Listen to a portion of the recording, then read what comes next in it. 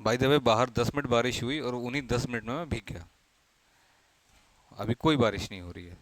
कर्क रेखा हमने पूरा लिख लिया था। हमने और कौन सी रेखा लिखी थी? हमने लिखा था वो अपनी इंडियन स्टैंडर्ड टाइम, हाँ जी, भारत की मानक देशांतर रेखा। ठीक है, मानक समय हमने लिखा था। कितने डिग्री देशांतर से भारत का मानक समय काउंट किया जाता है? 82.5, 82.5। 82.5 डिग्री। ये भारत के कितने राज्यों से हो गुजरता है? 5 राज्यों से। कौन कौन से?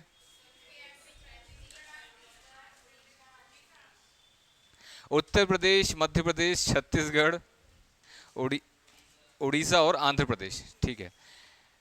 ये उत्तर प्रदेश के किस शहर से होकर गुजरता है? कौन सा? मिर्जापुर। मध्य प्रदेश के किस शहर से होकर गुजरता है? सिंगरौली। तो रट के फेंक दिया एकदम। ठीक है। कर्क रेखा भारत के कितने राज्यों से होकर गुजरती है? कौन कौन से? ठीक है, सबके समझ में आ गया? गुजरात, राजस्थान, मध्य प्रदेश, छत्तीसगढ़, झारखंड, वेस्ट बंगाल, त्रिपुरा और मिजोरम। बिल्कुल सही जवाब। और क्या क्या पढ़ा था हमने? हमने स्टैंडर्ड टाइम पढ़ा था इंडिया का। तो स्टैंडर्ड टाइम में एक प्रॉब्लम पढ़ी थी हमने कि इसमें जो सबसे पूर्वतम सिरा है और पश्चिमतम सिरा है, दोनों में लगभग कितने डिग्री अक्षांश का अंतर है दोनों में? लगभग 30 डिग्री। 30 डिग्री का मतलब हुआ मोटे तौर पर 2 घंटे। 2 घंटे का अंतर है, इसीलिए भारत में 2 समय अंतरालों की मांग चलती रहती है। ठीक है, वेरी गुड। और उसमें कुछ रह नहीं गया है। अच्छा, हमें तटरेखा, अच्छा अभी रेखा वगैरह नहीं पढ़ी है, क्यों लिखी नहीं है? चलो कोई बात नहीं। भारत में जो है आपकी तट रेखा टोटल 2 प्रकार की है, एक मुख्य भूमि की तट रेखा और एक द्वीपीय तट रेखा। बेटा ये लोग हम कल पढ़ चुके हैं, आज लिखने का है हमारा। वैसे आपका फर्स्ट डे है क्या? ओके। हम तट रेखा पढ़ चुके हैं यहाँ पे। कल क्लास का टाइम अब पूरा हो गया था तो फिर हमको आज लिखना पड़ेगा। तटरेखा हमारी 2 हो गई, एक पश्चिमी और एक पूर्वी। बताएंगे इन दोनों में से सबसे लंबी कौन सी है? पश्चिमी तटरेखा। ये जो पूरी पश्चिमी तटरेखा है लगभग 2800 कुछ इसी किलोमीटर लंबाई है। पूर्वी तटरेखा लगभग 2500 कुछ किलोमीटर लंबाई है। मैंने राज्यवार आपको पढ़ाया था। सबसे ज्यादा लंबी तटरेखा किस स्टेट की है? गुजरात की। सबसे छोटी तटरेखा किस राज्य की है? गोवा। केंद्र शासित प्रदेश की बात करें, सबसे लंबी तटरेखा अंडमान निकोबार, सबसे छोटी पौंडीचेरी। बिल्कुल सही जवाब। मतलब एक दिन ऐसा आएगा आप लोग आवश्यकता नहीं पड़ेगी टीचर की, सारे ही आंसर देते जा रहे हो आप लोग। टोटल हमने आपको रेखा पढ़ाई थी, सीमा रेखा। स्थलीय सीमा रेखा कितनी है? ये मैंने खुद ही आंसर लिख दिया, सॉरी मैंने खुद ही आंसर लिख दिया। तटीय रेखा हमारी कितनी है? ये 2 प्रकार की है, एक मुख्य भूमि की, वो कितनी है? That's great, 6100। और जो द्वीपों की तटरेखा है वो, हाँ ये बताओ। 14, 16.6। बिल्कुल सही जवाब। ठीक है, इन दोनों को जोड़ दोगे तो कुल तटरेखा आ जाएगी, और इसको भी यदि जोड़ दोगे तो पूरी अपनी जो है बाउंड्री आ जाएगी इंडिया की। इसके बाद मैंने आपको पढ़ाया था एक कॉन्सेप्ट, किसका? समुद्री अपने क्षेत्र का, कि आधार रेखा क्या होती है, आंतरिक जल क्या होता है, क्षेत्रीय सीमा और संलग्न सीमा और अनन्य आर्थिक क्षेत्र। ठीक है, कितने लोग थे कल की क्लास में? अच्छा सभी आप नहीं थे? ओके, क्या नाम है आपका? विवेक। ओके, आपका ग्रेजुएशन हो चुका है? ग्रेट। जीएस पढ़ा है आपने इससे पहले कहीं? अच्छा पढ़ रखा है, कोई बात नहीं। देखो, तट रेखा की जब भी हम बात करते हैं तो हम क्या इमेजिन करते हैं? कोई एक सीधी रेखा होगी, इसके एक तरफ स्थल होगा और दूसरे तरफ क्या होगा? यहाँ पे जल होगा पूरा समुद्र का। हम टॉप व्यू देख रहे हैं, ऊपर से देख रहे हैं। ओके, तो इस तट रेखा जो है कभी भी इतनी सीधी नहीं होती है, आप सभी को पता है। तट रेखा इतनी सीधी नहीं होती है। ये आपको कैसे मिलेगी? ऐसे जिगजैग मिलेगी, है ना? ये ऐसे जिगजैग मिलेगी तट रेखा आपको। तो अब हमने क्या किया है, हम भारत की समुद्री सीमा की बात कर रहे हैं। हमने ये जो शीर्ष बिंदु है हमारे कोस्ट के, तट के, इनको मिलाते हुए हम एक लाइन खींचेंगे।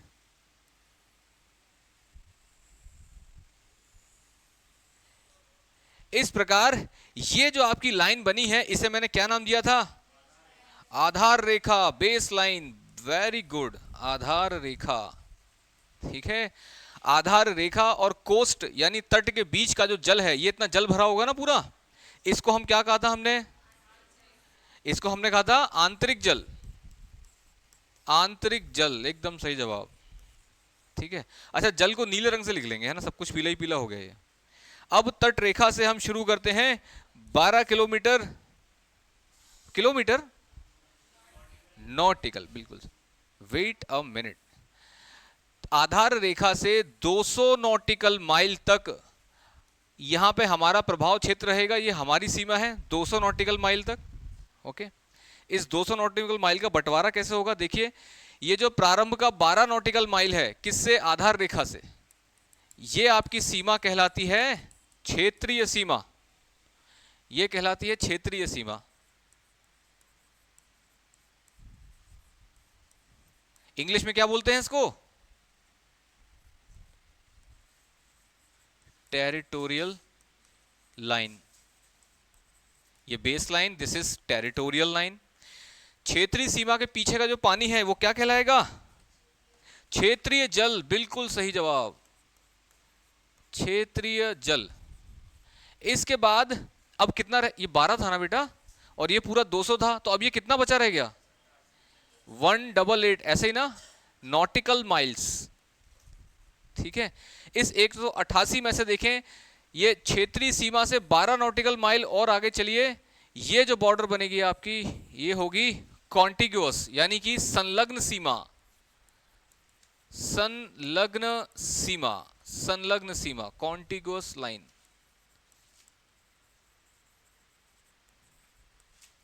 ठीक है, कॉन्टिग्यूअस लाइन के पीछे का पूरा पानी ये क्या कहलाएगा, संलग्न जल। कहां लिख दें, ये लिख दिया, चलो संलग्न जल हो गया। इसके बाद ये इतना पूरा था आपका अनन्य आर्थिक क्षेत्र, इसका इतना इलाका था संलग्न जल, बाकी का ये बचा हुआ ये आपका, ये पूरा ही अनन्य आर्थिक क्षेत्र कहलाएगा, यहां से ये पूरा ही इतना अनन्य आर्थिक क्षेत्र कहलाएगा, अनन्य आर्थिक क्षेत्र।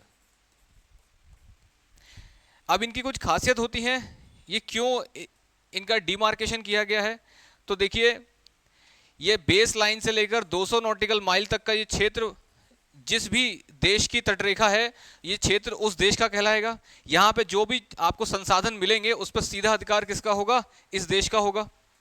हैप्पी, लेकिन सिर्फ आर्थिक रूप से बोल रहे हैं। एग्जैक्टली अगर कानूनन अधिकार कहें कि मतलब जहां पे उनका लॉज लागू हो सके और उनको जो है टैक्स देना पड़े उसमें एंटर होने के लिए, तो उसके लिए आपको आना पड़ेगा इतने समीप, ये संलग्न सीमा के अंदर। जैसे ही संलग्न सीमा के अंदर प्रवेश करेंगे, आपको इस देश की परमिशन होनी चाहिए और इस देश को टैक्स देना पड़ेगा आपको। हैप्पी, इसमें अभी बिल्कुल और अंदर आओगे तो ये जो है आपकी क्षेत्रीय सीमा, यहां पर इवन ये तो बिल्कुल यहां जो बगल से स्टेट सरकार होगी ना, स्टेट गवर्नमेंट, यहां तक उसका कानून चलेगा। ठीक है, स्टेट गवर्नमेंट का कानून यहीं खत्म हो गया, यहां तक अपना सेंट्रल गवर्नमेंट का जो है कानून चल रहा है।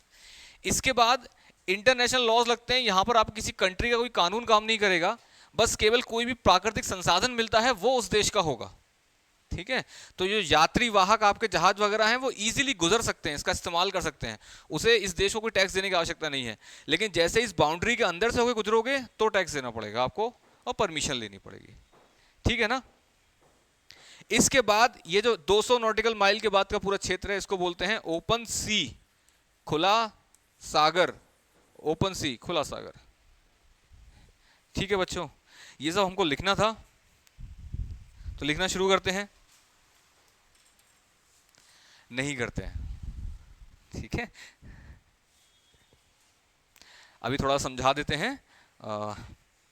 देखो इसके बाद अगला चैप्टर आपका स्टार्ट होगा बच्चों, कौन सा, भारत का भौतिक विभाजन। ये पूरा इंट्रोडक्शन था जो कि पूरा हो गया कि भारत हमारा कहां से कहां तक फैला हुआ है। जिनका फर्स्ट डे है जरा तुरंत ध्यान देंगे। हमने इंट्रोडक्शन में क्या देखा था, पहले हमने देखा अक्षांश और देशांतर क्या होते हैं, फिर हमने देखा कि भारत हमारा कितने से कितने अक्षांश तक फैला हुआ है और कितने से कितने देशांतरों के बीच में है। फिर हमने देखा भारत के बीच से कोई एक कर्क रेखा टाइप की कुछ गुजर रही है क्या, एग्जैक्टली गुजरती है। फिर हमने इसका मानक देशांतर भी देखा। ये सारी कहानियां हमने पढ़ ली हैं पिछली 2-3 क्लासेस में। ओके, थोड़ा सा जो है अपनी क्लास को पुश देते हैं और आगे बढ़ते हैं।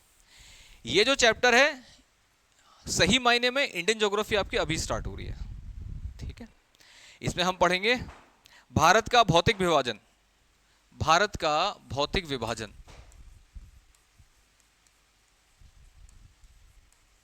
यहां कोई ऐसा तो नहीं है जो हिंदी मीडियम का हो लेकिन दिल से इंग्लिश मीडियम का हो। मतलब कुछ लोग चेंज कर देते ना मीडियम, पता पड़ा 11th में 12th में। हिंदी सबको समझ में आ रही है ना? भारत का भौतिक विभाजन, देखो इंडियन ज्योग्राफी में ना आपको क्या क्या पढ़ना पड़ेगा। ये भारत का भौतिक विभाजन पढ़ना पड़ेगा, भारत की नदियां पढ़नी पड़ेंगी, ठीक है, भारत की झीलें पढ़नी पड़ेंगी। जब ये भौतिक विभाजन पढ़ते हैं ना, इसी दौरान हम पढ़ लेते हैं पर्वत पठार, तो इसके लिए कोई अलग से चैप्टर नहीं पढ़ना है आपको, ठीक है।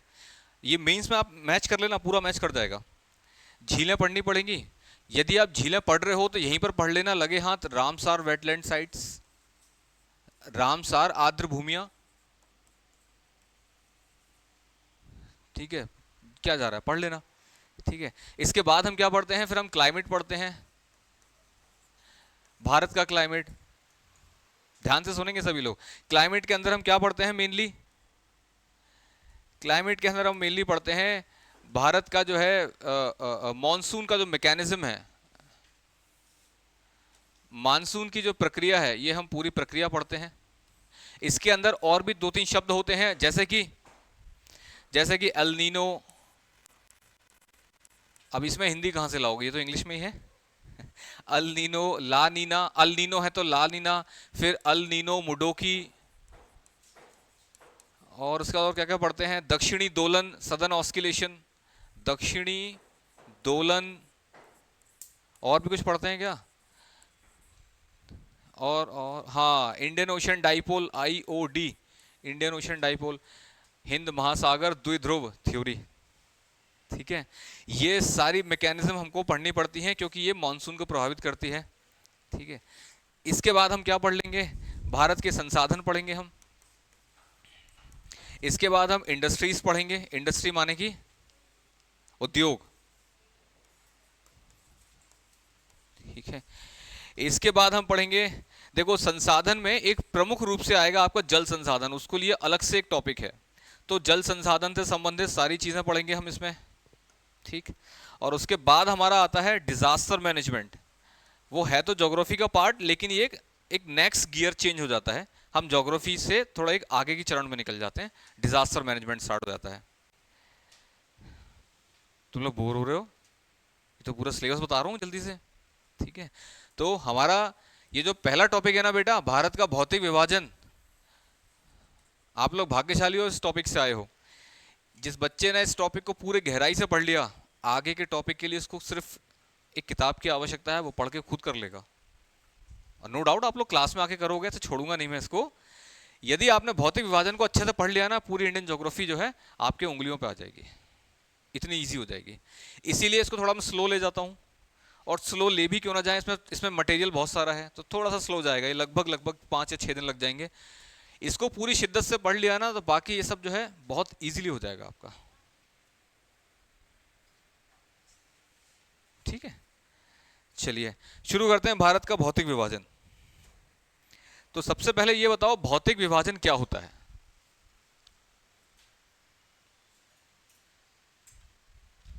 भौतिक गुणों के आधार पर हम किसी चीज को क्लासिफाई करें या डिवाइड करें, वो भौतिक विभाजन कहलाता है। मोटे तौर पे आप मेरा शरीर देख लीजिए, ये मुंह अलग लग रहा है, हाथ अलग लग रहे होंगे भौतिक रूप से, धड़ अलग लग रहा है, पैर अलग, तो भौतिक रूप से अलग अलग कितने भाग कर सकते हो आप, मतलब कर मत देना, मतलब अध्ययन की दृष्टि से कितने भाग दिखाई दे रहे हैं सर ये आपका सर, ये रहा, ये सर दिखाई दे रहा है, धड़ दिखाई दे रहा है, 2 हो गए, ये हाथ दिखाई दे रहे हैं, तीसरा भौतिक विभाजन, और क्या हो गया, चौथा पैर हो गए, तो 4 ही हुए यार बस, ठीक है। तो इस प्रकार हम क्या करेंगे, भारत के नक्शे को देखेंगे और हम इसमें देखेंगे कि भौतिक रूप से अलग अलग कितने प्राकृतिक क्षेत्र हैं इसके अंदर। यानी कि हम देखेंगे कोई पर्वतीय क्षेत्र है क्या, कोई मैदानी क्षेत्र है क्या, कोई पठारी क्षेत्र है क्या, ये सब देखेंगे हम इसमें, ठीक है। तो मैं यदि भारत का नक्शा बनाऊं,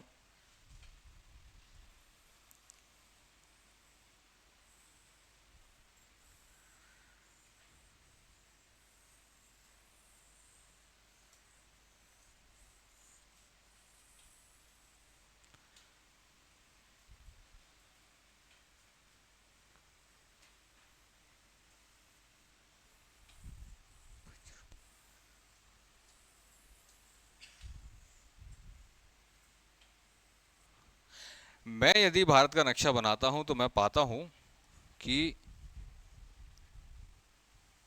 चलो, भारत में बिल्कुल उत्तरी भाग में जाएंगे तो यहां मुझे कुछ पर्वतीय प्रदेश मिलते हैं, ठीक है, और इनफैक्ट यहां भी मिलते हैं, है ना। इन सबको मैं एक भौतिक प्रदेश मान लेता हूं और इसका नाम रखता हूं उत्तर के पर्वतीय प्रदेश या हिमालय सिस्टम, हिमालय तंत्र, कुछ भी कहना चाहूं मैं, उत्तर के पर्वतीय प्रदेश। दूसरा मैं इसका विभाजन करूं तो दक्षिण में देखो,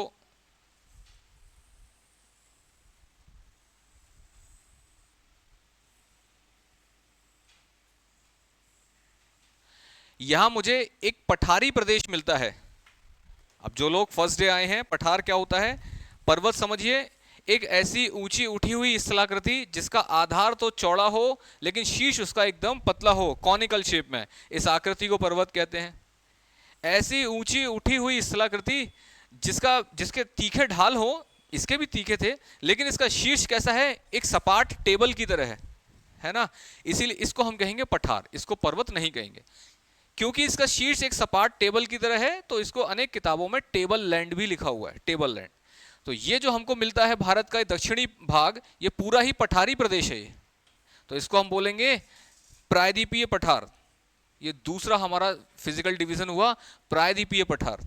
पूरा ये यहाँ, अच्छा हाँ, यहां से लेकर के यहां तक पूरा, ओके, हैप्पी। इसके बाद मुझे मिलते हैं यहां पर कुछ मैदान, उत्तर के पर्वतीय प्रदेश और नीचे का प्रायद्वीपीय पठार, इसके बीच में फंसा हुआ एक मैदानी क्षेत्र मिलता है।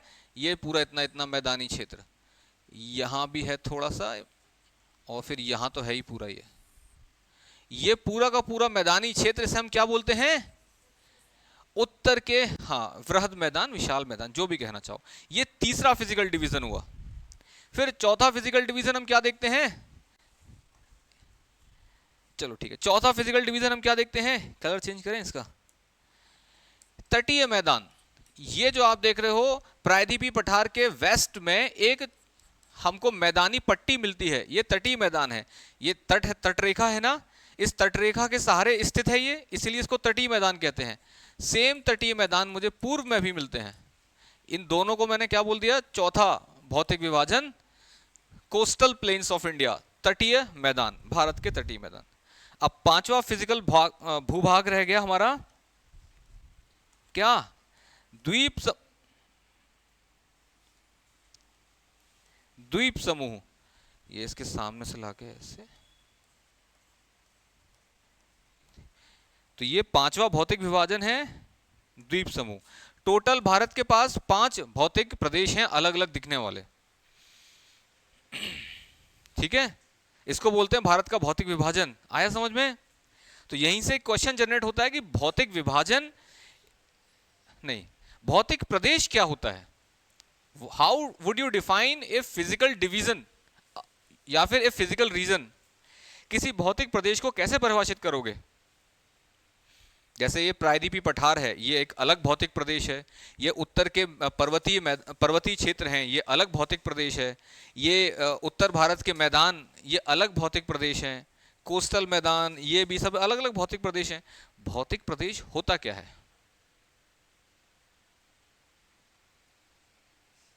तो जैसे कि कल हमने प्रवचन दिया था, आज भी देंगे।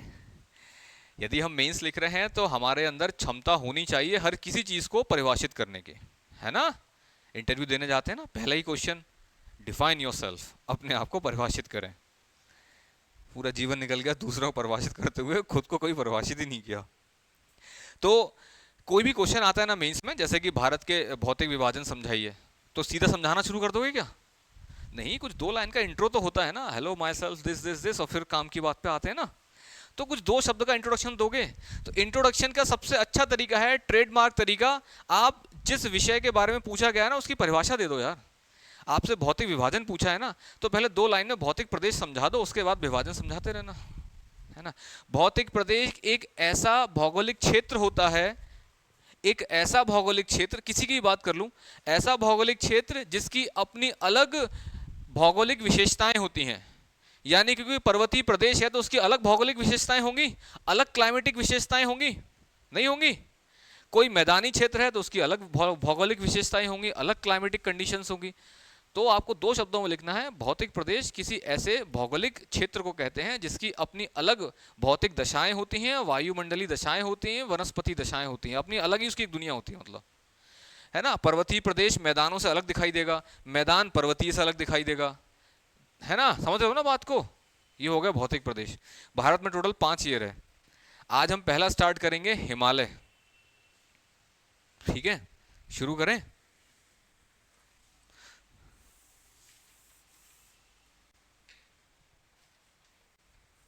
देखो हो सकता है किसी को आज की क्लास थोड़ी तेज लगे, बट ऑनेस्टली स्पीक,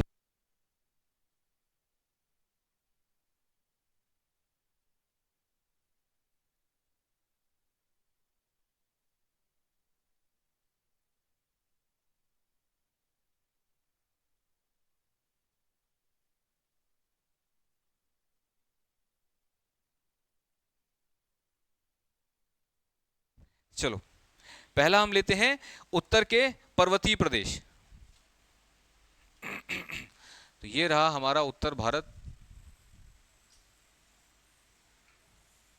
सर बात बात पर डायग्राम बना देते हैं आप, थक चुके हैं आपके डायग्राम देख के। जब मेंस लिखोगे ना तो अपने आंसर्स में डायग्राम को शामिल करना, और कोशिश करना शब्द कम लिखो, डायग्राम ज्यादा बनाओ। आजकल सब जल्दी में है, किसी को जो है बैठ के आंसर पढ़ने की फुर्सत नहीं है, चित्र बना के समझा दो बहुत है। हमें भारत के उत्तर में कुछ पर्वतीय प्रदेश मिलते हैं। वो कैसे हैं देखो, कुछ पर्वत श्रृंखलाएं, सुलेमान, किरथार, हिंदू कुश, इसके बाद वृहद हिमालय, मध्य हिमालय और शिवालिक हिमालय। डायग्राम नहीं बनाना है, केवल देखते चलो। ये रहा काराकोरम, यानी कि ये हिमालय पार की कुछ श्रेणियां, काराकोरम, लद्दाख, जास्कर और कैलाश हिमालय। और इसके बाद ये आपकी मिश्मी की पहाड़ियां, पटकाई की पहाड़ियां और नागाबम की पहाड़ियां, मणिपुर की पहाड़ियां, लेमातोल, मीजो हिल्स, ठीक है, बरेल, इन सभी को हम बोलते हैं उत्तर के पर्वतीय प्रदेश। क्या बोलते हैं इनको हम? उत्तर के पर्वतीय प्रदेश। नेचुरल सी बात है, भारत की ज्योग्राफी पढ़ रहे हैं तो ये पर्वतीय जो श्रेणियां हैं ये पाकिस्तान में हैं, तो इनको अपने अध्ययन में शामिल नहीं करेंगे। हमारा अध्ययन का विषय रहेगा यहां से लेकर के पूरा ये और ये। हैप्पी? इसके नॉर्थ में मुझे क्या मिलता है इतना बड़ा सा ये? तिब्बत का पठार। वेरी गुड, तिब्बत का पठार, है ना। तो हमारा पहला ही सवाल बनता है कि भारत के उत्तर में ये इतनी महान पर्वत श्रेणियां कैसे बन गई? ठीक है, कैसे बनी और फिर इनकी क्या क्या विशेषताएं हैं, सारी चीजें देखेंगे हम। तो कैसे बनी का आंसर अभी देते हैं। चलो, क्या था?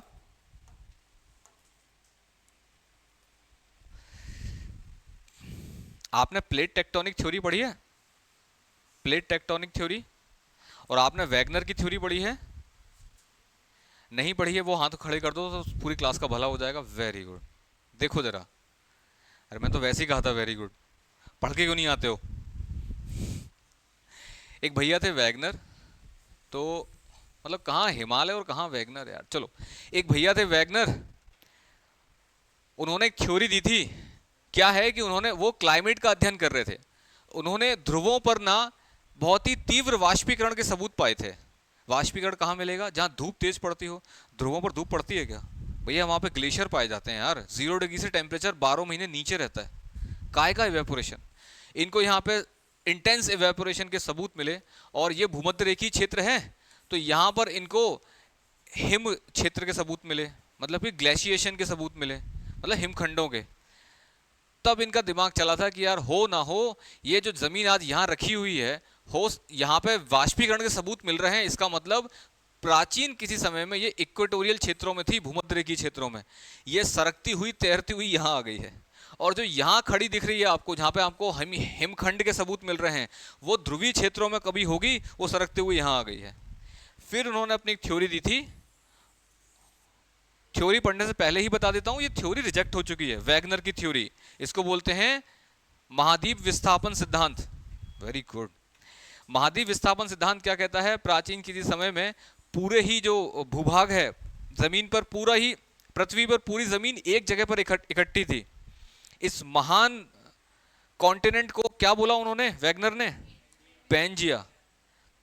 सब कुछ तो पता है आप लोगों को, फालतू में जो मजे ले रहे हो कि सर समझा दो। इसका नाम है पैंजिया।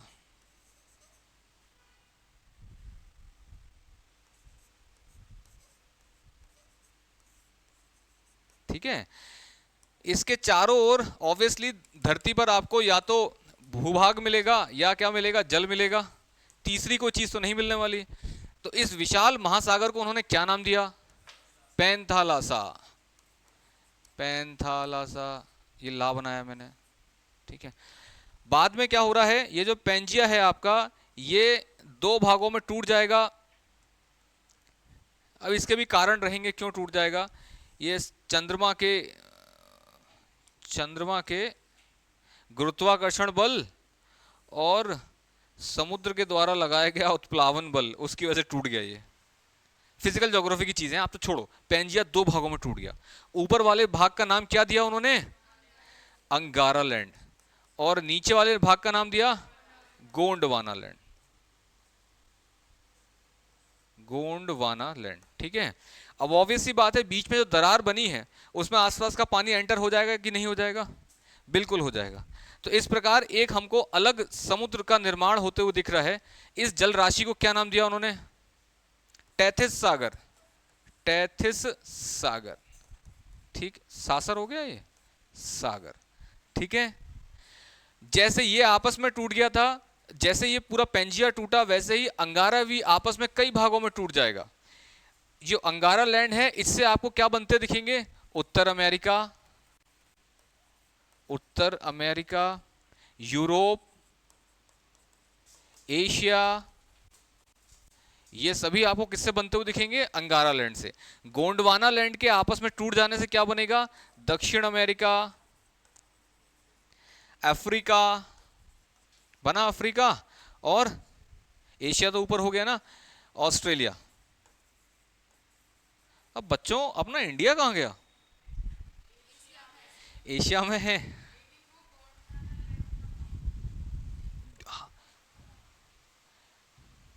बिल्कुल सही बोला है आपने। तो गोंडवाना लैंड का पार्ट है तो फिर एशिया में कैसे? एशिया तो अपना अंगारा लैंड में है ना।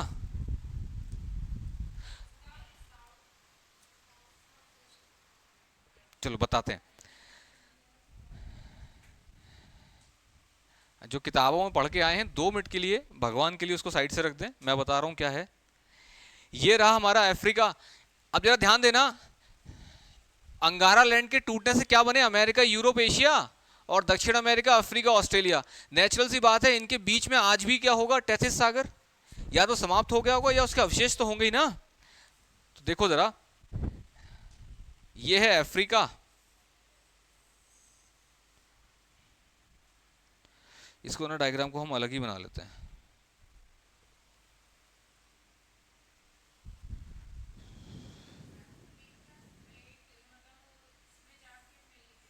हाँ हाँ, आपका आंसर एकदम सही है। आपका आंसर एकदम सही है। ये जो है भारत, ये भारत अभी अफ्रीका से अटैच है, अफ्रीका से जुड़ा हुआ है। ठीक है। एशिया यदि मैं बनाऊं तो ये अपना सेंट्रल एशिया हो गया, ये अपना वेस्ट एशिया हो गया, और ये एशिया महाद्वीप हो गया। ये पूरा अपना क्या है? चीन, तिब्बत। अभी यहाँ भारत का कोई नामो निशान नहीं है। भारत अभी किससे चिपका हुआ है? अफ्रीका से। बाद में भारत को लगा कि यार अफ्रीका में कोई स्कोप नहीं है, ठीक है, यहाँ तो वैकेंसी निकलती ही नहीं है, तो क्यों ना हम एशिया चलते हैं। तो कोई भी भौगोलिक कारण वजह से ये भारतीय जो स्थल है, ये भूभाग है, ये अफ्रीका महाद्वीप से अलग हो गया टूट के। इसके बीच में यहाँ दरार आई और ये अलग हो गया, और ये चल पड़ा किसकी तरफ? एशिया की तरफ, है ना। इसको मैं एशिया लिख देता हूँ, एशिया की तरफ। मतलब मेरे ही साथ होता है ऐसा, ये एशिया की तरफ। इसका बीच की जर्नी के दौरान इसका डायग्राम चलो यहाँ कहीं बना लेते हैं। ये चला जा रहा है एशिया की तरफ, आप मुझे बताइए इस समय भारत और एशिया के बीच में कौन सी जल राशि है? तैथिस सागर। ये गोंडवाना लैंड का पार्ट है ना, और ये अंगारा लैंड का पार्ट है ना, बीच में जो भी जल राशि दिखेगी उसको आप क्या बोलोगे? तैथिस सागर कहोगे, है ना? ओवर द टाइम ये भारत और इसके पास आता जाएगा, नहीं आता जाएगा, चलता जा रहा है उसके पास। ऑब्वियस सी बात है, ये तैथिस सागर है और ये महाद्वीप के किनारे हैं, बाकायदा इससे नदियां जाके इसमें जल डालती होंगी, यहां से भी नदियां आके जल डालती होंगी। इसके अंदर अवसादों की कोई कमी नहीं होगी सागर के नीचे, और वो अवसाद बाकायदा चट्टानों के रूप में बन चुके होंगे। लेकिन धीमे धीमे भारतीय भूभाग एशिया की तरफ चल रहा है, तो उन अवसादों के साथ क्या हो रहा होगा? कंप्रेशन, संपीड़न। वो अवसाद बेचारे फोर्सफुली मोड़े जा रहे हैं, फोर्सफुली वो मोड़े जा रहे हैं। जैसे अवसाद है, यहां से ये इंडियन प्लेट आ रही है, ये एशियन प्लेट रखी हुई है, ये अवसाद बेचारे फोर्सफुली ऐसे मोड़ दिए जाएंगे, फोर्सफुली मोड़ दिए जाएंगे। और ये जो इंडियन प्लेट थी ना, फाइनली ये जाके अटैच हो जाएगी एशियन प्लेट से, ठीक है? और बीच में जो भी अवसाद थे वो इनके किनारों पर मुड़कर फोल्ड होकर ऊपर आ जाएंगे, ऐसे यहां से बाकायदा पूरा ऊपर आ जाएंगे, और वो हिमालय बनेगा। यही कारण है, आप देखते हो हिमालय की जो स्थिति है वो पश्चिम में ऐसी मिलती है, ये नॉर्थ से साउथ, बीच में ऐसी मिलती है और बाद में फिर ऐसी मिलती है। देखो मैंने बनाया था अभी वो डायग्राम, कहां बनाया था? अरे वो है तो,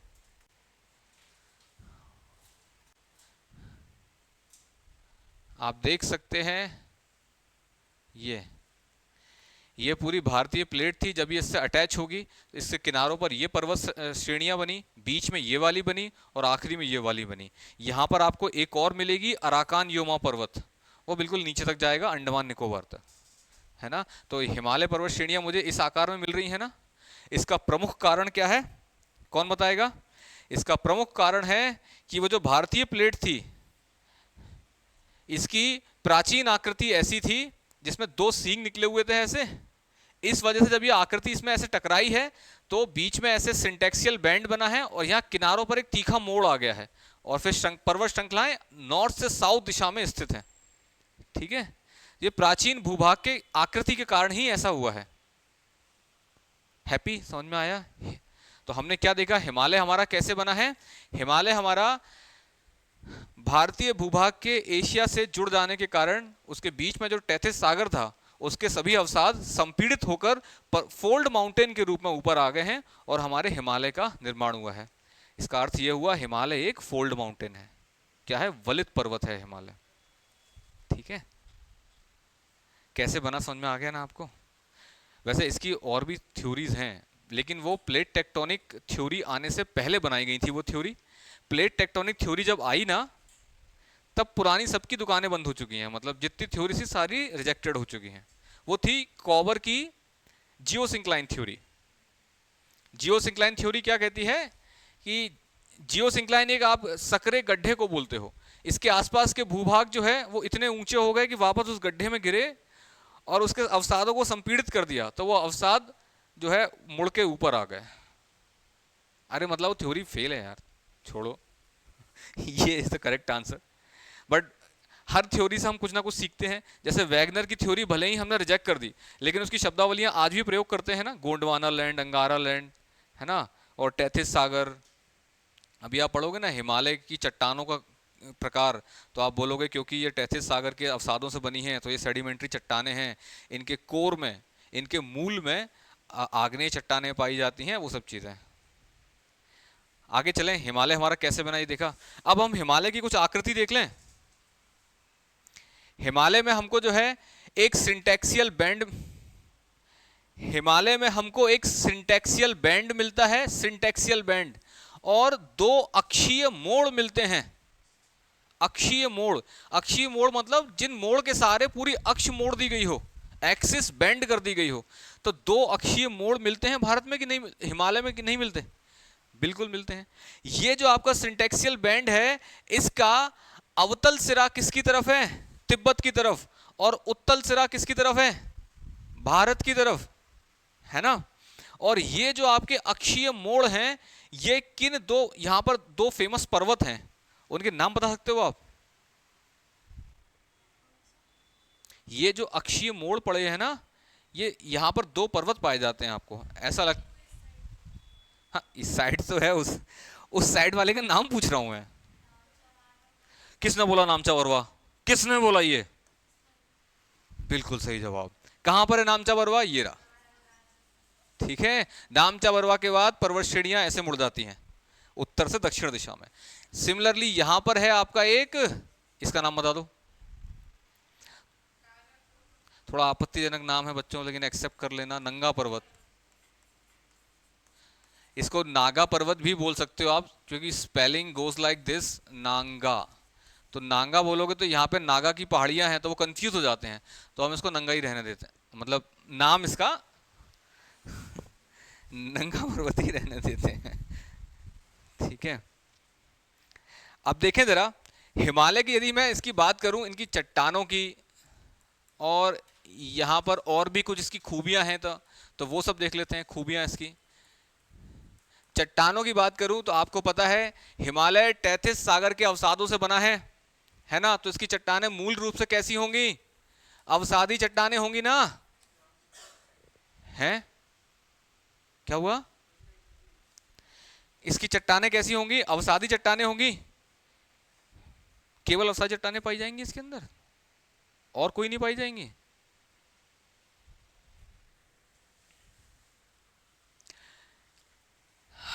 देखो, मैं इसको हटा देता हूं, एक डायग्राम बनाते हैं। ये रहा हमारा, या मैं साइड से देख रहा हूं, है ना, ये एशिया महाद्वीप है, और ये आके इसमें भारतीय प्लेट इसमें जब टकराई तो इसका आगे का सिरा धंस गया नीचे की ओर, है ना। बीच में जो भी अवसाद थे वो संपीड़ित होके पर्वतों के रूप में आ गए। ये मैं साइड से देख रहा हूं, तो ये मिला मुझे ग्रेट हिमालय। कुछ ज्यादा ही ग्रेट हो गया क्यों? ये मिला मुझे ग्रेट हिमालय। इसके बाद मुझे मिला मिडिल हिमालय, या हाँ लघु हिमालय भी कह सकते हो, या मध्य हिमालय। और इसके बाद मिला मुझे शिवालिक हिमालय, और इसके बाद एक ऐसा गड्ढा टाइप का है, और फिर चट्टानें ऐसे चली जाती हैं।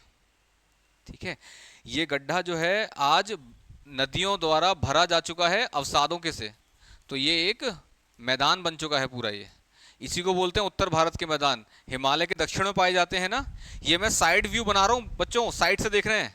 साइड से मतलब कि ये कहाँ गया, ये आपने ऊपर से देख रहे थे, अब मैं यहाँ साइड से देखूं तो मुझे ये ग्रेट हिमालय एक रेंज मिलेगी, फिर मिडिल हिमालय, और फिर शिवालिक हिमालय, है ना।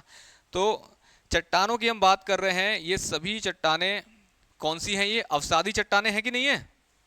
लेकिन जब ये प्लेट अंदर सबडक्ट हो रही थी तो घर्षण की वजह से इनका कई सारा भाग जो है वो भी कंप्रेस होके यहां तक पहुंच चुका है। ठीक है, तो आपको जान के हैरानी होगी, ये जो पर्वत श्रृंखलाएं हैं इनके ऊपर तो आपको अवसादी चट्टानों का आवरण दिखाई देता है, लेकिन इनके मूल में रीढ़ की हड्डी की भांति, या किसी भी हड्डी की भांति XYZ, रीढ़ की हड्डी की भांति इनके अंदर कौन सी चट्टानें मिलती हैं? आग्नेय चट्टानें। आग्नेय, क्योंकि ये चाहे भारतीय प्लेट हो, चाहे ये कौन सी थी, एशियन प्लेट, प्लेटें तो आग्नेय चट्टानों से ही बनती है ना। तो इनका कुछ थोड़ा बहुत पोर्शन अगर ऊपर की तरफ चला गया कंप्रेस होके या स्क्रैच होके, कैसे भी होगा, तो ये आग्नेय चट्टानें ना। तो हिमालय में आपको, सभी हिमालय में कोई सी भी रेंज देख लो, इसके ऊपर जो आवरण मिलेगा वो अवसादी चट्टानों का मिलेगा, अंदर इसके कोर में आग्नेय चट्टानें मिलेंगी। हैप्पी? आ रही है बात समझ में? दूसरा, इसकी खूबी की बात करूं तो ये जितनी ये तीन श्रृंखलाएं हैं ना, ये मुख्यतः तीन का अध्ययन करते हैं हम, हैं तो इससे भी ज्यादा। ये देखो ना आप, ये सुलेमान, किरथार, हिंदुकुश, और ये ऊपर हिमालय पार, और ये वाली, इनको पूर्वांचल की पहाड़ियां बोलते हैं। तो है तो बहुत सारी रेंज, हम केवल इन तीन का अध्ययन बार बार करते रहते हैं, तो वही तीन बना दिए साइड से केवल। ठीक है, अब गौर से देखना, ये जो हमारी हिमालयन रेंजेस है ना, हिमालय पर्वत श्रृंखला, इनमें एक खासियत है कि इनकी आकृति कैसी है? Hog back. अब बोलोगे हिंदी में, तो लो हिंदी में, हॉग बैक। सर मतलब ये कि इसका हिंदी वर्ड नहीं है। हॉगबैक आकृति का निर्माण करती हैं ये सारी पर्वत श्रृंखलाएं। हॉगबैक क्या होता है? हॉगबैक ऐसे पर्वत को बोलते हैं जिसका एक ढाल बहुत मंद हो और एक ढाल बहुत तीखा खड़ा हो। तो ये जितनी भी पर्वत श्रृंखलाएं बनाई मैंने, ग्रेट हिमालय, मिडिल हिमालय, शिवालिक हिमालय, इन सभी का भारत की तरफ जो ढाल है आप देखो मैंने तीखा बनाया है, एकदम लगभग लंबवत बनाया है। और तिब्बत की तरफ वाला ढाल मैंने बहुत जेंटल बनाया है। मतलब इतनी जगह थी नहीं तो मुझे मजबूरन थोड़ा ऐसा बनाना पड़ा, वरना वो इतना ही जेंटल है। जेंटल माने मंद ढाल बनाया है। तो इस प्रकार के पर्वत जिसके दो किनारे एक मंद ढाल वाले हों और एक तीखा ढाल वाला हो, ऐसी आकृति हॉगबैक आकृति कहलाती है। ये हमारे जितने भी हिमालय की श्रेणियां ये हॉगबैक आकृति में पाई गई हैं। दुर्भाग्य हमारे लिए कि यही कारण है कि हमें जब भी इन चोटियों में पहुंचना पड़ता है तो हमको लगभग तीखी खड़ी दीवार को चढ़ना पड़ता है। और दुर्भाग्य से ये चीनी जो सैनिक हैं ये इजीली इसकी चोटी पर आ जाते हैं, इनके लिए उतना कठिन नहीं है। तो यही कारण है हिमालय क्षेत्र में जब भी इंडो वर्सेस चाइना होता है तो भारत हमेशा ही जो है डिसएडवांटेजेस पोजीशन में होता है ना। वो तो हौसले की तारीफ है कि आज भी हमारे जो सैनिक हैं वो सीमाओं को बचा के रखे हुए हैं। अन्यथा कोई कमजोर नेशन होता तो चाइना ने कब तक ओवरटेक कर लिया होता पूरे हिमालय को। ठीक है, जो बीत गया सो बीत गया। आज की तारीख में किसी में हिम्मत नहीं है एक कंकड़ भी फेंक दे भारतीय टेरिटरी में। ठीक है, तो हॉगबैक आकृति मैंने समझाई आपको, आया ना समझ में बच्चों? और इसमें क्या है, हो गया। देखें जरा, हिमालय क्योंकि ये नवीन वलित पर्वत है तो हमें यहां पर देखो इसकी खूबियों में मैंने क्या क्या पढ़ाया आपको। इसकी खूबियों में क्या पढ़ाया? एक तो ये हॉगबैक आकृति बनाती हैं, दूसरा क्योंकि ये नवीन वलित पर्वत है तो यहां पर मुझे अत्यधिक संपीड़न के सबूत मिलते हैं। नवीन वलित पर्वत है इसलिए अत्यधिक संपीड़न के। सर अत्यधिक संपीड़न क्या होता है? अरे संपीड़न से तो वलित पर्वत बनेगा, है ना। लेकिन जब भी संपीड़न होगा तो जैसे मान लो ये कोई एक अवसादी चट्टानें शांतिपूर्वक रखी हुई थी, आपने दोनों साइड से कंप्रेशन लगाया तो ये ऐसे मुड़ जाएंगी, मुड़ गई है। आप देखोगे यदि दोनों तरफ से जो है प्रेशर इक्वल रहेगा तो ये समान एंगल से मुड़ेंगी ना। लेकिन यहां पर ना अत्यधिक संपीड़न हुआ है, इस वजह से मोड़, ये जो इसको फोल्ड बोलते हैं बेटा, फोल्ड या वलन। वलन कई प्रकार के होते हैं, ये समवलन है, फिर अधिवलन होता है जिसमें कोई एक फोल्ड जो है ज्यादा मुड़ जाती है भुजा, एक परिवलन होता है जिसमें फोल्ड पूरा ही लेट जाता है ना। और एक में क्या होता है नैपे, जिसमें कि ये यहां से ये अक्ष है ना वलन का, यहीं से तो मुड़ा गया है तो ये अक्ष अब नहीं झेल पा रहा, ये टूट के दो हिस्सों में टूट गया। ये जो बचा हुआ टुकड़ा है ये दूर जाके कहीं गिरता है।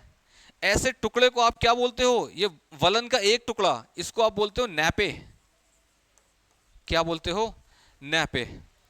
तो हिमालय में हमको अधिवलन, परिवलन और नैपे इन सब के सबूत मिलते हैं।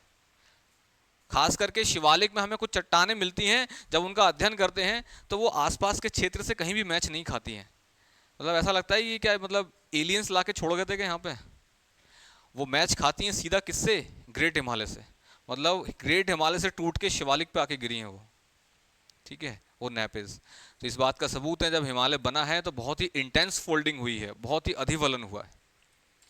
ठीक है, एक लास्ट खूबी देख लो बस, ज्यादा बोर नहीं करेंगे, हिमालय आज पूरा हो गया आपका। एक लास्ट खूबी देखो बच्चों, ये जो हिमालयन रेंज दिख रही है आपको, वृहत हिमालय, मध्य हिमालय और शिवालिक, ये आप देखेंगे पश्चिम में काफी चौड़ी हैं, पूर्व आते आते बिल्कुल मैंने चिपका दिया है इनको। तो ये क्या हाथ कांप गया था क्या मेरा? ये मैंने पर्पसफुली बनाया है, जानबूझ के बनाया। ये रेंज जो है, ये श्रृंखलाएं ग्रेट हिमालय, मिडिल और शिवालिक, ये तीनों जो हैं पश्चिम में काफी पर्याप्त दूरी पर हैं।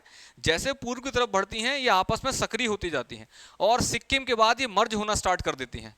और जब बात आती है अरुणाचल प्रदेश की तो ये सभी मर्ज होके एक सिंगल रेंज के रूप में आगे बढ़ती हैं। यहाँ पे ये जो रेंज है ना, सिंगल रेंज, इसके ढेर सारे नाम हैं। कोई बता सकता है क्या नाम है इसके? मतलब इतने इतने सेक्शन को कुछ बोलते हैं, इतने इतने भाग को कुछ बोलते हैं। यहाँ पे अलग अलग जनजातियां रहती हैं, उसके आधार पर इनका नाम रखा गया है। आज आपके घर मेहमान आने वाले हैं।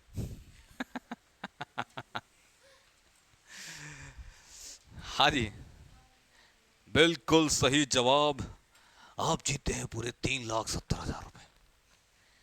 क्या कीजिएगा इतने पैसों का? आप क्या करते हो इतने पैसों का? रोज 5 करोड़ जीत के ले जाते हो। अरे कभी तो फुल स्टॉप लगाओ कि बस बहुत हो गया, मेरा पेट भर चुका है, अब मैं पैसे नहीं कमाऊंगा। क्या कर... अगले ने 2 रुपए जीते नहीं कि क्या कीजिएगा इतने पैसों का।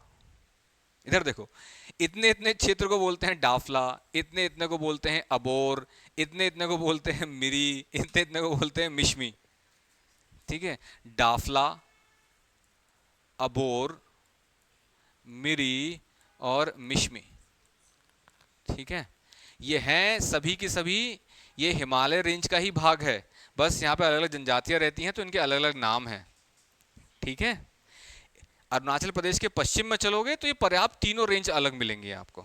ठीक है, तो सवाल ये उठता है कि ऐसा क्या भगवान को क्या सूझी कि मतलब वहां पे इतना ब्रॉड और ईस्ट में आके सबको चिपका दिया पकड़ के।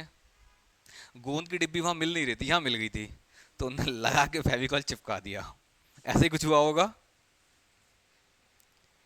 थोड़ा आइडिया लगाओ, कॉमन सेंस लगाओ कि ऐसा क्यों हुआ होगा, ये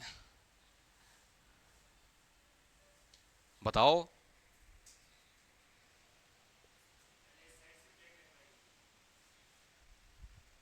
सही जा रहे हो, मतलब ऑलमोस्ट सही जा रहे हो।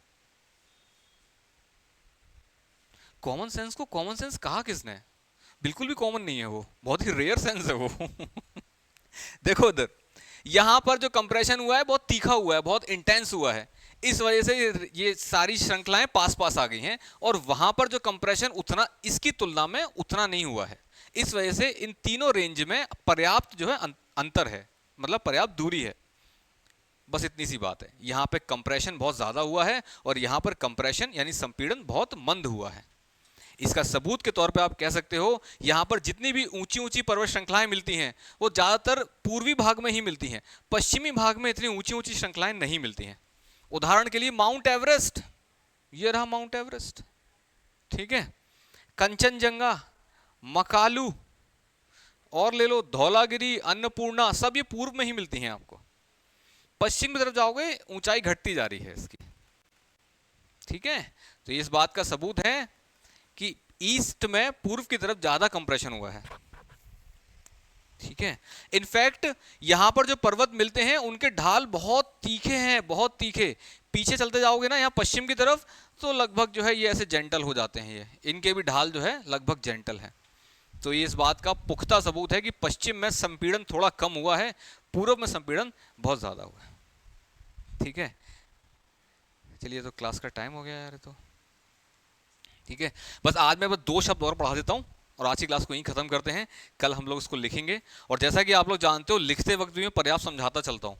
यदि आपने ये सोच लिया कि सर लिखाएंगे कुछ और समझाएंगे तो है नहीं, कल की छुट्टी मना लेते हैं, तो नुकसान हो जाएगा। ठीक है, चाहे क्लास में लिखाएं चाहे समझाएं, आपको आना है क्लास में। देखो उधर, ये जो महान हिमालय है इसकी ऊंचाई लगभग कितनी है? 6100 मीटर औसत ऊंचाई। औसत की बात कर रहे हैं। औसत क्या होता है? जैसे यहाँ जितने बच्चे बैठे हैं इनकी हाइट में जोड़ूं और फिर कितने स्टूडेंट हैं, 1 2 3 4 ऐसे करके स्टूडेंट नंबर ऑफ स्टूडेंट का भाग दे दूं तो वो औसत ऊंचाई आ जाएगी। और डेफिनेट सी बात है वो किसी भी स्टूडेंट से मैच नहीं करेगी ना, कुछ या तो उससे ऊपर होंगे, कुछ या उससे नीचे होंगे।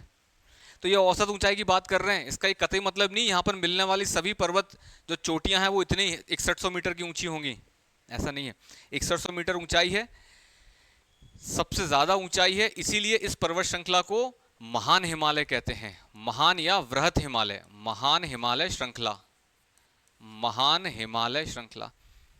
इसकी बात करें बीच वाली की, एक तो इसको मध्य हिमालय कहेंगे क्योंकि बीच में है ये, लेकिन ये कभी नहीं पूछा जाएगा मिडिल हिमालय रेंज किसको कहते हैं। इसकी औसत ऊंचाई की बात करें तो ये 4500 मीटर है, तो ये इससे कम हुई कि नहीं हुई इसकी औसत ऊंचाई? तो इसको जब महान बोला था तो बीच वाली को क्या बोलोगे? कहां लिखे हैं? ये लिख दिया, लघु हिमालय। ठीक है, लघु सुनते से लोग शिवालिक आंसर लगा देते हैं। शिवालिक सच में सबसे छोटा है, तो इस वजह से कंफ्यूजन करके उसको हिमालय शिवालिक लगा देते हैं। जी नहीं, मध्य वाले को लघु क्यों बोला है? क्योंकि वो महान से छोटा है। और अपने दिमाग में कॉन्सेप्ट बिठा लेना, हिमालय नाम से अगर कोई रेंजेस हैं तो ये दो ही हैं। शिवालिक तो बहुत बाद में इसकी खोज हुई थी, मानते ही नहीं थे साइंटिस्ट कि शिवालिक के कोई अलग पर्वत श्रेणी है, वो इसको मध्यखाई पार्ट मानते थे, क्योंकि इसकी ऊंचाई, औसत ऊंचाई मुश्किल से 1100 मीटर है। आप अंतर देख रहे हो कितना अंतर आ गया। शिवालिक की भी बहुत ज़्यादा ऊंचाई नहीं है, ठीक है। तो पहले सिर्फ इन्हीं दोनों को माना जाता था, इसलिए इसका नाम महान, इसका नाम लघु हिमालय, ठीक है। और इसका नाम तो शिवालिक फिर है ही। यहाँ पर ना, ये इधर एक आर्कियोलॉजिकल सर्वे ऑफ इंडिया का ऑफिस था एक जगह पे, शिवावाला, उसका नाम है शिवावाला। उस नाम के आधार पे ना फिर उन्होंने देखा कि यहाँ पे पर्वत श्रृंखलाएं पाई जा रही हैं, फिर पूरा अध्ययन किया तो पता पड़ा ये तो पूरे ईस्ट तक जा रही हैं। तो ये हिमालय की तीसरी रेंज, इसका नाम रखा गया शिवालिक। इसका शिव जी से कोई लेना देना नहीं है। शिव जी अगर अपने हैं भी तो वो यहाँ बैठे हुए हैं कैलाश पे, ठीक है। इतनी छोटी मोटी जगह पे नहीं बैठते, वो टॉप फ्लोर पे रहते हैं एकदम। तो ये आपका महान हिमालय कहलाया, ये लघु, और इसको हम बोलते हैं शिवालिक। अब और देखो, शिवालिक, अब और देखो, महान हिमालय की ऊंचाई देख रहे हो 6100 मीटर औसत। एक कॉन्सेप्ट आता है स्नो लाइन का। स्नो लाइन माने हिम रेखा। क्या होती है हिम रेखा? पर्वतों पर यदि आप ऊपर चलते जाओगे ना ढालों के सहारे, तो टेम्परेचर कम महसूस होगा ना आपको, और एक पॉइंट ऐसा आएगा जिसके बाद आपको 0 डिग्री से कम टेम्परेचर मिलेगा। और 0 डिग्री से कम होने का मतलब वहां पर क्या छाई रहेगी? बर्फ छाई रहेगी। ये जो लैटिट्यूड है, इस अक्षांश पे हिम रेखा 5100 मीटर पे पाई जाती है। गर्मियों की बात कर रहे हैं, 5100 मीटर। तो आप देखो 5100 मीटर इससे कम है ना, इसका मतलब ये है आपकी 6100 मीटर, और हिम रेखा स्टार्ट हो जाती है 5100 मीटर पे। तो इसका मतलब यहाँ पर जितने भी पर्वत चोटियां पाई जाती हैं, सबकी जो चोटियां हैं उस पर सफेद जो है रबड़ बैंड लगा हुआ है। I mean to say that उस पर सफेद जो है हिम छाई हुई है। इसीलिए इसकी जो है पर्वत चोटियों को हम, इस श्रेणी को हम हिमाद्री भी कहते हैं। हिमाद्री, जो हिम से आच्छादित है, जो हिम से ढका हुआ है, वो हिमाद्री। महान हिमालय ही हिमाद्री कहलाता है। ये जो लघु हिमालय, इसको हिमाचल हिमालय बोल देते हैं। हिमाचल हिमालय या सिंपल हिमाचल, हिमाचल श्रेणी। दो कॉन्सेप्ट समझ में आई है? महान हिमालय और हिमाद्री एक ही नाम है, और लघु हिमालय और हिमाचल एक ही नाम है। आया समझ में? अब देखो जरा और नाम देखो। आप यहां दक्षिण से चलना स्टार्ट करोगे इस तरफ, तो आपको सबसे अंदर जाके कौन सी रेंज मिलेगी? अगर ग्रेट हिमालय तो डायग्राम में बना तो है, डर क्यों रहे हो? तो महान हिमालय को ही हम इनर हिमालय कहते हैं, या आंतरिक हिमालय, इसी को कहते हैं आंतरिक हिमालय, ठीक है। बीच वाले को बोलते हैं मध्य हिमालय, और फिर बाहर वाले को बोलेंगे बाहरी हिमालय या आउटर हिमालय।